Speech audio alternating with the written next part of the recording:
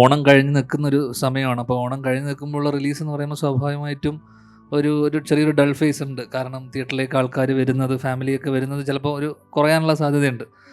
ഓണം കഴിഞ്ഞു, അപ്പം ഇനി കുറച്ച് അടുത്ത സീസണിലേക്ക് വേണ്ടി വെയിറ്റ് ചെയ്യും. അപ്പോൾ ഇത് നമ്മൾ ടാർഗറ്റ് ചെയ്യുന്ന ഒരു ഓഡിയൻ എന്ന് പറയുന്ന, അല്ലെങ്കിൽ തീർച്ചയായിട്ടും ഫാമിലി വരണം. കാരണം ഇത് കുടുംബ പ്രേക്ഷകർ ഏറ്റെടുത്താൽ മാത്രമേ നമുക്ക്, കാരണം അങ്ങനെ ഒരു ടാർഗറ്റ് ഓഡിയൻസിന് വേണ്ടി തന്നെ മേക്ക് ചെയ്തിട്ടുള്ളൊരു സിനിമയാണെന്ന് വിശ്വസിക്കുന്നു. ഒരു പരിധി വരെ അവർക്ക് കുറച്ചുകൂടെ കണക്റ്റ് ആവാൻ സാധ്യത കൂടുതലാണ്. അപ്പം എനിക്ക് തോന്നുന്നു ലോക്കയൊക്കെ കണ്ടു നിൽക്കുന്ന പിള്ളേരെ സംബന്ധിച്ചിടത്തോളം ചിലപ്പോൾ എത്രത്തോളം, ഞാനാണ് ലുക്കിനോട് കഴിഞ്ഞ ദിവസം പറഞ്ഞത്, എത്രത്തോളം അവർക്ക് വലിയ മാസീവ് സിനിമകൾ, അത്തരം സിനിമകൾ മാത്രം ഉണ്ടായ പോലല്ലോ. അപ്പം കുഞ്ഞു കുഞ്ഞു സിനിമകൾ വേണം, ഇത്തരം ഹ്യൂമൻ ഇമോഷൻസും അല്ലെങ്കിൽ ഇത്തരം ചെറിയ അല്ലെങ്കിൽ നാട്ടിൻപുറം അല്ലെങ്കിൽ നാടൻ സിനിമകളൊക്കെ വേണം. അപ്പം ഒരു ഇൻഡസ്ട്രിയെ, എന്നാലും മാത്രമേ ഇങ്ങനെ ഒരു ഇൻഡസ്ട്രി നമ്മുടെ ഇൻഡസ്ട്രിയൊക്കെ നിലനിന്ന് പോകുള്ളൂ.